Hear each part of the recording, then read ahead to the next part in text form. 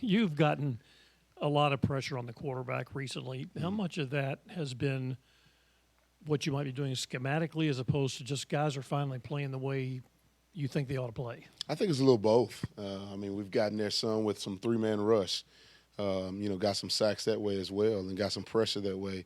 But some is schematics, but some is just, four-man rush guys that's getting there, and playing, the game how it's supposed to be played. And I commend our coaches up front, Coach Ivy and Coach Greg and even Coach D-Nick with some of those guys that's bringing pressure from the second level as well of getting those guys going.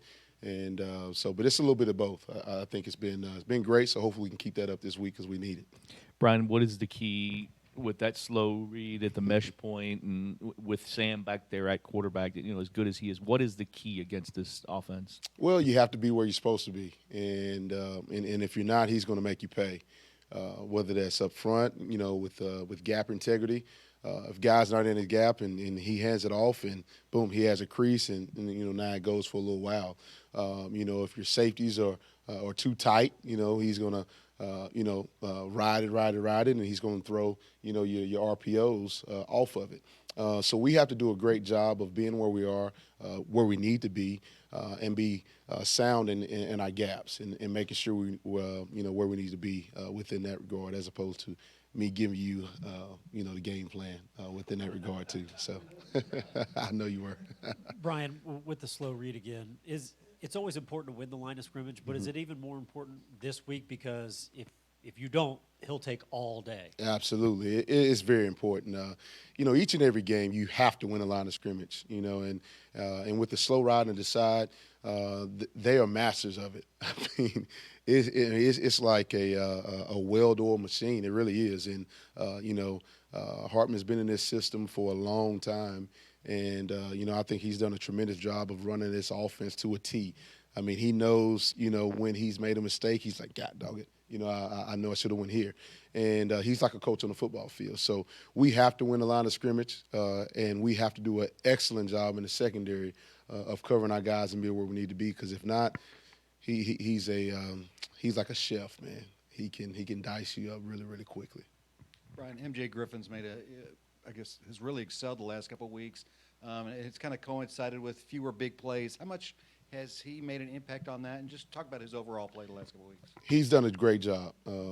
He's come in and worked and worked and worked, had an injury early on, and just came back and worked. And so I applaud him for, his patience, and understanding that he had a guy that was in front of him at the time that's played a lot of football for us and over his career as well.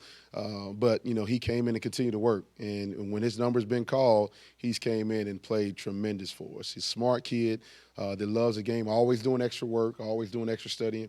And so hopefully we can continue that trend this weekend, with him making more big plays, because that helps our defense out and helps us as a team, when we're making plays in the secondary and not giving up big plays. When we don't give up big plays, it's hard for teams to score against us, a good bit of the time, and it's exciting to see the guys making plays and not giving up big plays. Bryan, speaking of big plays, over the last couple games, it seems you guys have sort of limited the amount of back-breaking big plays you guys have given up.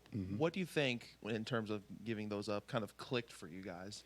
Well, I think, guys just paying attention to detail, just understanding down and distance situations, when it's a throwaway down, when it's, passing situations or splits or formations, and things of that nature. The guys are playing, at a high level right now, being able to pay attention to detail. And so it's great to see. They're excited, man, and hopefully we can keep that trend going on, not giving up the big play, but paying attention to detail. And I'm doing a little bit of it as well, being able to help those guys, put them in some situations to help them, be a little bit more successful as well.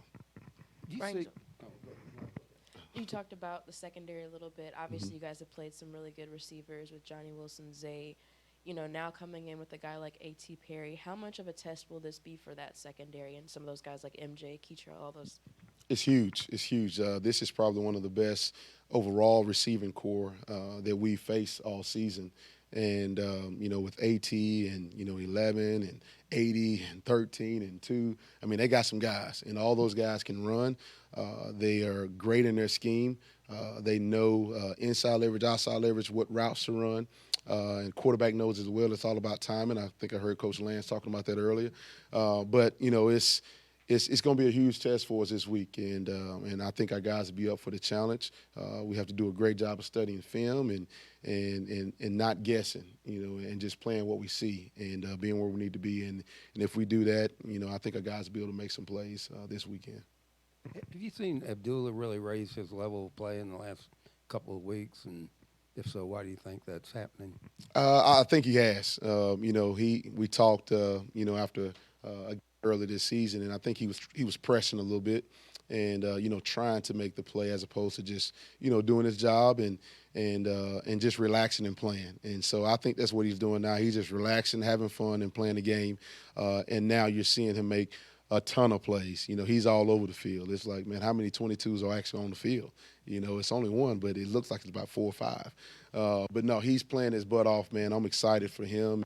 But he's had an excellent offseason, and that showed, early on from his leadership standpoint. That's why he's one of the captains. And, he's playing well. So hopefully he can continue that throughout this week and have a lot more plays this weekend.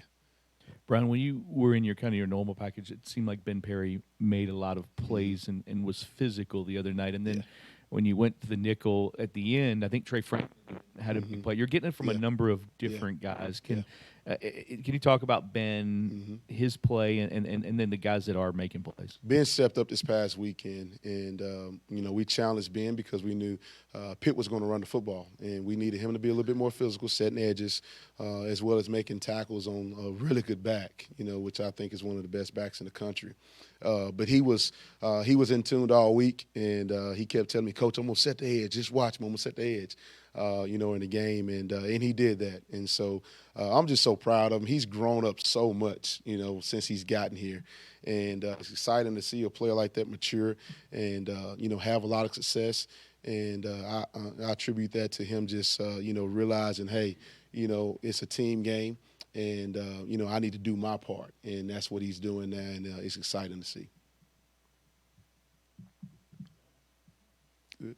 Appreciate you guys.